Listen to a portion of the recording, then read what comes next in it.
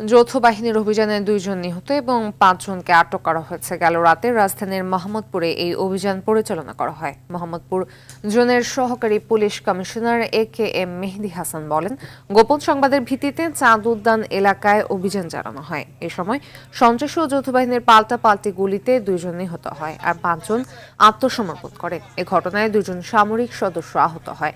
আটককৃতদের কাছে থেকে একটি রিভলভার, কয়েক রাউন্ড গুলি ও চাপাতি জব্দ করা হয়েছে।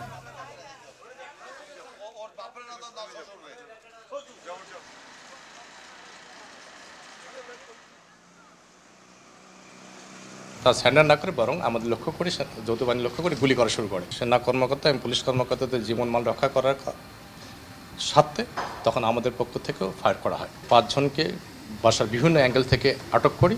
তাদেরকে সহকারে আমরা বাসা ছাদে উঠি। ছাদে ওঠার পর আমরা দুটো বডি দেখতে পাই রক্তাক্ত অবস্থায়।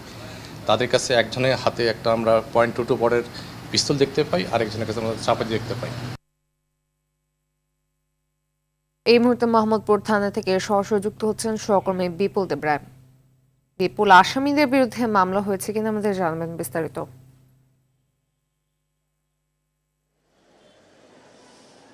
প্রথমে আসলে আপনি যেমনটা বলছিলেন, গতকালকে রাতের যে যৌথ বাহিনীর যে অভিযান, সেই অভিযানের 2 জন নিহত হয়েছিল এবং 5 জনকে যৌথ বাহিনী গ্রেপ্তার করা হয়েছিল এবং সেই গ্রেপ্তারের পরে আসামিদেরকে কিন্তু এখনো পর্যন্ত কোনো মামলা দায়ের করা হয়নি।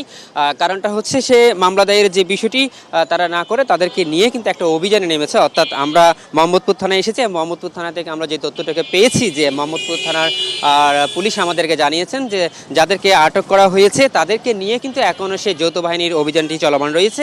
সেই জন্য তাদের বিরুদ্ধে এখনো পর্যন্ত মামলা দায়ের করা হয়নি। অর্থাৎ যে অভিযানটা শেষ হওয়ার পরেই তাদের বিরুদ্ধে ব্যবস্থা নেওয়া হবে। আপনাকে জানিয়ে রাখতে চাই যে আসলে গতকালকে চাঁদ উদ্যান যে রুটটা ছিল সেই রুটের লাউতলা এলাকার একটি ভবনে কিন্তু এই ঘটনাটি ঘটে। অর্থাৎ গতকাল রাত 12টা থেকে আইনশৃঙ্খলা বাহিনী জানতে পারে যে একটি সন্ত্রাসী গ্রুপ একটা জায়গায় অবস্থান নিয়েছে। তখন আইনশৃঙ্খলা বাহিনীর পক্ষ থেকে এই বাড়িটি ঘেরাও করা হয় এবং তাদেরকে সমর্থনের জন্য কিন্তু তাদেরকে সুযোগ দেওয়া হয়েছিল। কিন্তু আত্মসমর্পণের সুযোগটা না নেওয়ার কারণে পরবর্তীতে এই যে সন্ত্রাসীরা সেই যৌথ বাহিনীকে লক্ষ্য করে গুলি ছোড়ে এবং সেই গুলি ছোড়ার প্রেক্ষিতে যৌথ বাহিনীর পাল্টা গুলি ছুড়লে তাদের সেখান থেকে 2 জন নিহতের ঘটনা ঘটে এবং 5 জনকে আটক করা হয়। আমরা ওইখানকার এলাকাবাসীর সাথেও কথা বলেছি। তারা বলছেন যে আসলে মোহাম্মদপুরের যে এলাকাটি গত কয়েকদিন ধরে অত সম্প্রতি সময়ে যে অবস্থার সৃষ্টি হয়েছে, কিশোরগঞ্জ হতে করে শুরু করে বিভিন্ন সন্ত্রাসী গ্রুপের ফলে সাধারণ মানুষ কিন্তু চলাফেরা একেবারে নিরাপত্তাহীনতার মধ্যে ভুগছিলেন এবং যখন তখন যে কোনো সময় চাপাতি দিয়ে কোপাকুপি চলছিল।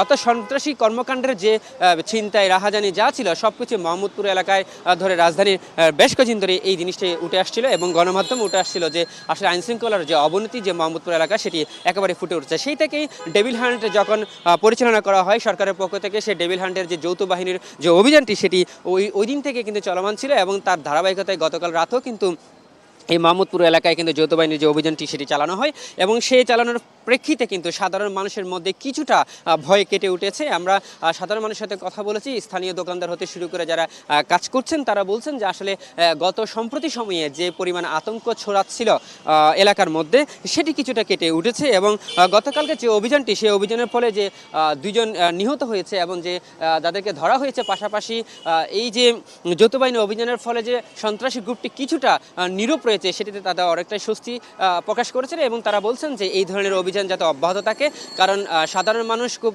নির্বিঘ্নে চলাফেরা করতে চায় এই ধরনের সন্ত্রাসী কর্মকাণ্ড থেকে যাতে রক্ষা পায় তারা। তাই যৌথ বাহিনীর পাশাপাশি পুলিশ প্রশাসনকে আরও বেশি শক্তিশালী হতে বলছেন। তবে তাদের একটি অভিযোগ যে যৌথ বাহিনী যেভাবে কাজ করছে সেই ক্ষেত্রে পুলিশ বাহিনী এখনও শক্তিশালী হয়ে ওঠেনি। পুলিশ বাহিনী যদি একটু সক্রিয় হয়ে ওঠে তাহলে আইনশৃঙ্খলার যে অবনতি সেটি থেকে রক্ষা পাবে এবং সাধারণ মানুষ অনেকটা স্বস্তি ফিরে আসবে বলে আমাদেরকে এমনটাই জানিয়েছেন। তো ফাতিমা, এই ছিল আমার কাছে সর্বশেষ তথ্য। ধন্যবাদ।